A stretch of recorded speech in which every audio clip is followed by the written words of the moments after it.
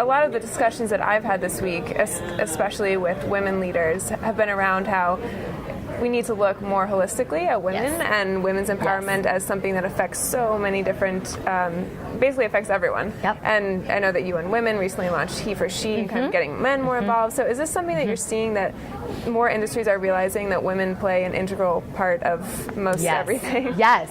I was just in some brainstorming sessions around the new SDG goals that the United Nations is thinking of. And what's really important for me is that the women and supporting women's issues is not siloed, because whether you're working in sustainability, clean water, vaccinations, diseases, all of these problems can be solved by really targeting women. They become such a force in the community, and we know that they give 90% of their incomes back to their family. So it's also the fastest way to fight generational poverty and really switch cultural norms. We really believe that having helping women bridge economics and finding jobs and learning skills so that they could be successful at those businesses is the key to that.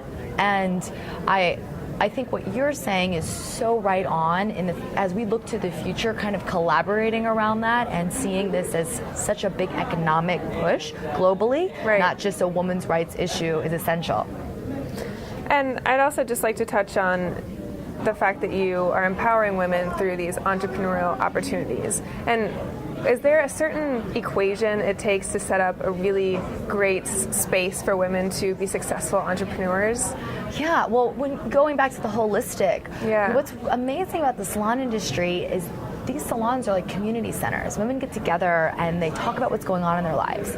You know, more domestic violence is found in a salon than reported to a police officer, because you have this comfortable space where women are gathering and talking about their lives, and that shared learning that happens. You know, you've probably even experienced this in your life when you're telling a story and you start to kind of figure out, you problem solve in the telling of that story to maybe a close friend. And that process of collaboration and communication that is so natural to our industry, we call it like the beehive. I think that really helps women grow together. And we've seen such success even in the microloan sector on how these women have come together and they're loaning and supporting each other, and the whole community is rising. Yeah, it almost seems like there's opportunity there to kind of track what is reported in these salons, or, you know. It's great. I mean, the salons act as these official community hubs where people can go and talk about family planning and sometimes some touchy issues in certain parts of the world, but these women are gathering and they feel really safe and they can talk through some of those issues.